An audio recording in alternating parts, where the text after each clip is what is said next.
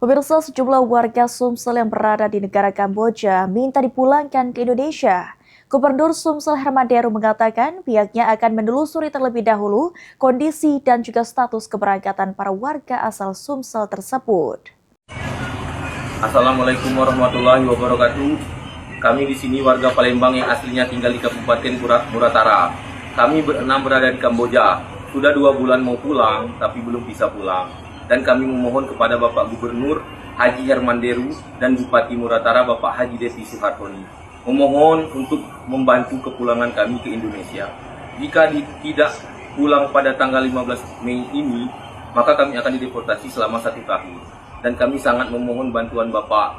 Inilah yang bisa kami sampaikan. Jika ada salah dalam mengucap, kami mohon maaf. Terima kasih. Wassalamualaikum warahmatullahi wabarakatuh. Sejumlah warga Sumatera Selatan yang berada di Kamboja kembali meminta bantuan kepada Gubernur Sumatera Selatan Herman Deru untuk dipulangkan ke Indonesia. Permohonan tersebut disampaikan melalui sebuah video yang beredar luas di media sosial.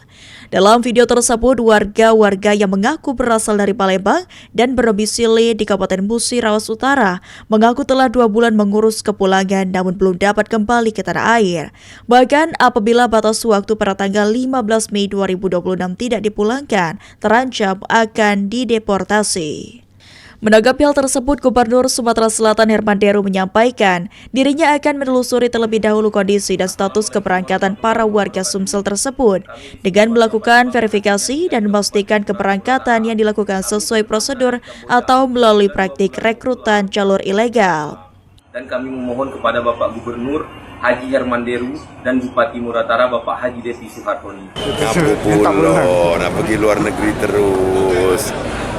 Kakek kita cek dulu melalui Disnaker, mereka satu termasuk yang diberangkatkan legal atau ilegal, mandiri-mandiri, atau direkrut agen bodong. Ini yang di dalam itu.